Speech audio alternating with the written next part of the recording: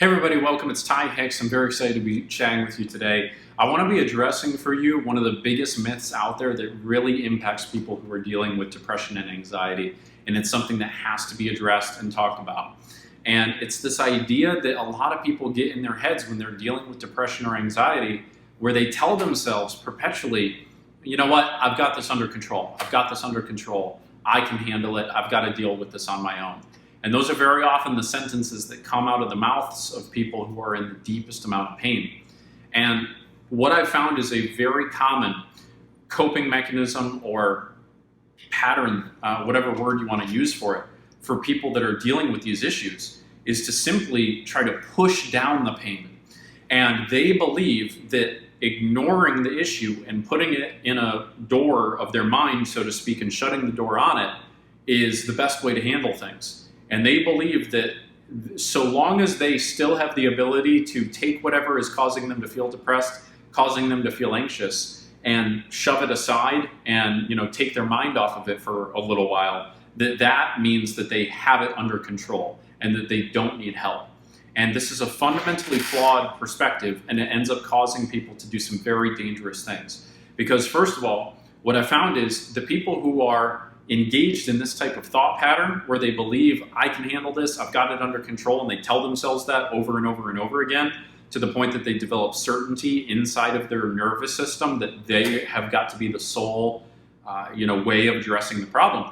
Those are very often the people that are at the highest flight risk for harming themselves, engaging in self-harm or actually engaging in a suicide attempt.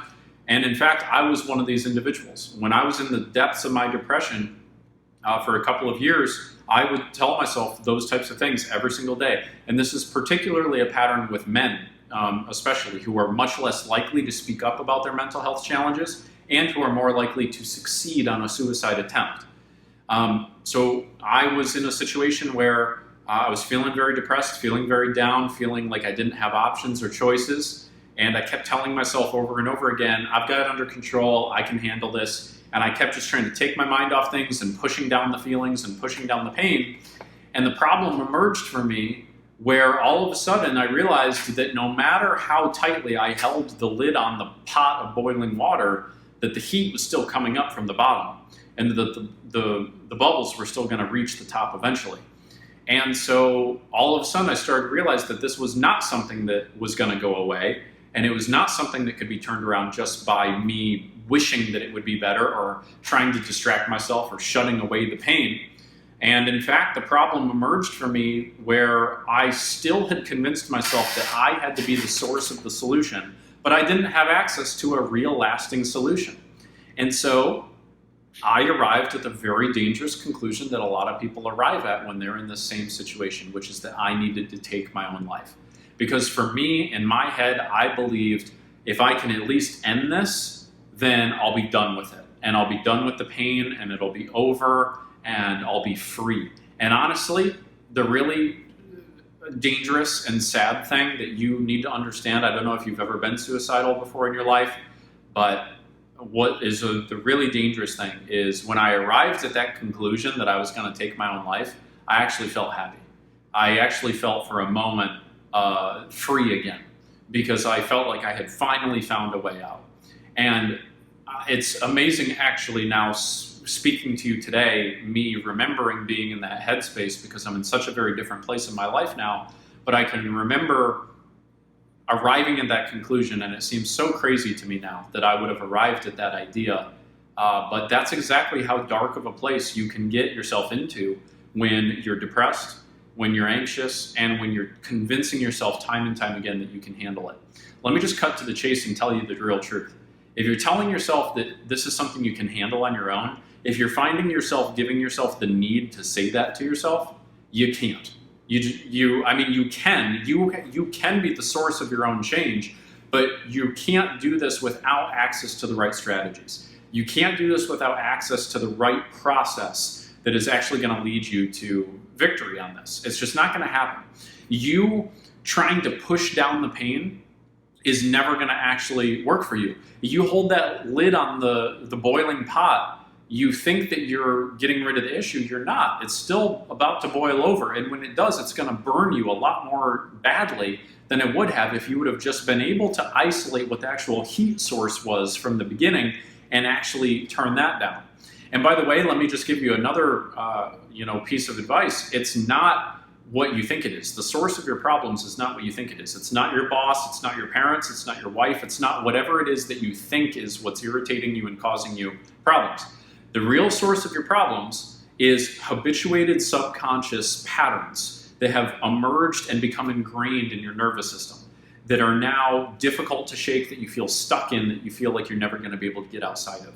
What you've got to be able to do is you've got to be able to identify, interrupt, and replace those limiting subconscious patterns of thought, emotion, and behavior. And until you understand the 5-step process to actually make that happen, you're never going to be able to turn it around. And once you do understand it, it takes about 60 days to turn it around. Sometimes shorter, sometimes a little longer, but usually 60 days on average.